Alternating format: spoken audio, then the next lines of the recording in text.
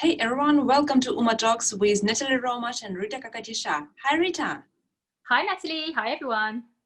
Guys, I am so glad that we spent the entire week together talking about be yourself.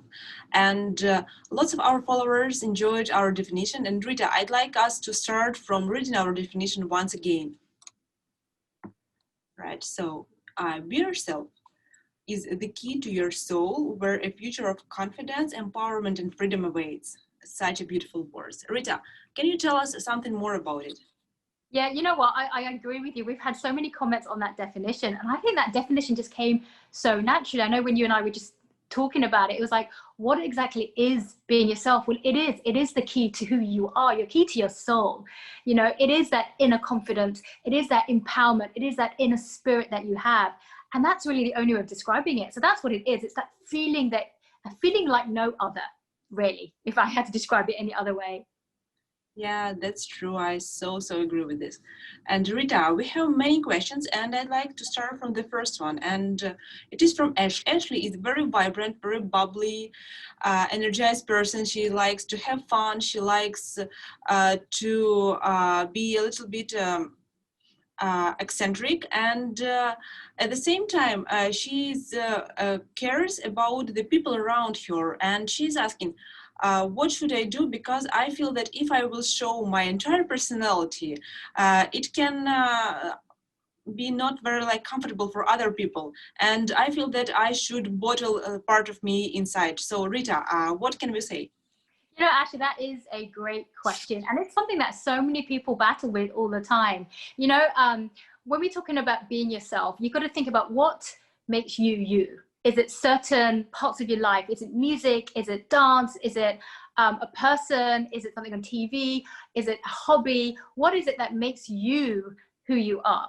That's what gets you functioning. In terms of how you should be in a workplace setting or in front of other people, you've got to be, in terms of being yourself, first you've got to enjoy and love yourself, number one. You've got to really kind of rediscover. We all have to go through phases of that. First, I would say, Ashley, and to everyone else, first, rediscover what makes you who you are, right?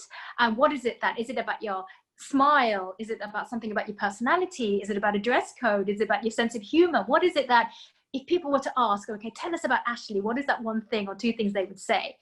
Take that side and present that, because that is who you are, right? It's about being comfortable and loving yourself again and displaying that to the outside world.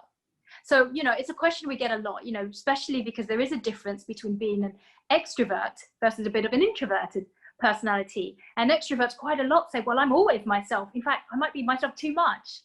So in that sense, we said, okay, well, you know, there's a setting for everything. And there's a bit of, I guess, toning down a bit. You still can be your own personality. You can still enjoy your likes, but just remember the setting you're in as well, and be respectful to the other person. So it is a bit of a two-way journey, but ultimately it's all about enjoying, rediscovering, and loving yourself first. Oh, thank you, Rita. It's such a good question and such a good answer. And you know, it's so connected with our next question, because the next question is from Christy. And I feel that Christy is kind of more like a different person and maybe more introvert. Christy heard a lot about the need to reflect, to step back, to think, and she was inspired our post about the plate and about the steps you can do. And she wants to learn more on what exactly she should do to reflect and to understand herself better. Well, I love that question, Christy. Thank you for asking. And you know, regardless of your personality type, you know, if you're an introverted personality, that means that you've actually got the gift of being able to reflect on yourself more, which is amazing. So first, congratulate yourself for that. You have a gift right there. You also, 9 times out of 10, you're able to listen more and you have more empathy. This is what research has shown about people that are naturally more introverted. These are great skills for a two-way relationship building in the long run. So I think that's the first thing. In terms of your plate, it's the same thing. Find out, what is it that makes you whole? What were your hobbies when you were a child? What used to tick with you? As you go older, what did you hang on to? Now, what is it that you like to do to relax? Is it binge watching on Netflix? Is it picking up a nice book or drinking a cup of cocoa in the evening? Whatever it is, that is part of what makes you you. You know, is it going on the Peloton? Is it going For a Zumba class, what is it? And just try to fill up your plate with little parts of each of these things. It doesn't have to be every day. Remember, every day when we fill up our plates, we have to have enough fruits and vegetables, but we vary it up during the week. But we need to have some sort of fruit, and we have to have some sort of a vegetable, some sort of protein to get ourselves going. It's the same thing with your plate as well. So think of the little things that make you who you are. Put a list down, spend the weekend thinking about what is it you love doing this weekend? What did you not like so much? List those things and think, okay, Monday, I'm going to put a little bit of that in. Tuesday, I'm going to have a little bit of that. And then you build up your plate for you exactly like that.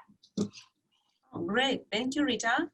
And I hope all of our followers will use this healthy diet, like kind of mental diet.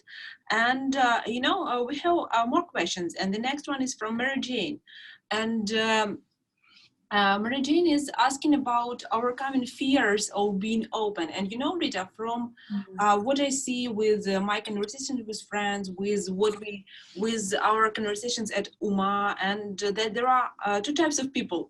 Ones that are open, and as you told before, that hey, I already open and I can see my myself and say my truth. And others, they can be very open and can talk a lot as well, but when it comes to sharing their inner world, their concern, their fears, it can be tough. And those kind of people sometimes even don't know that they are behaving this way, and from one part, this behavior can freak out if their coworkers or family members are ones who talk a lot, and they just don't understand, hey, why are you frozen, why you don't talk anything.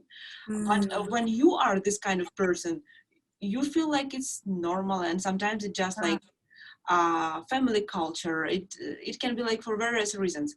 But so the question of Mary Jane is how to overcome the fear of being open. And probably the Mary Jane is one of people who wants to show their personality and to be more confident and to actually to know herself better and to communicate better. So Rita, what we can say?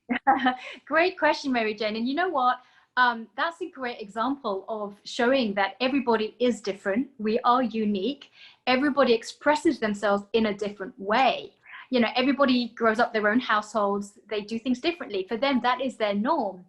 Different cultures, different countries, different environments. It's exactly the same thing. So I think number one, we should all be more respectful that somebody else has come from their own background.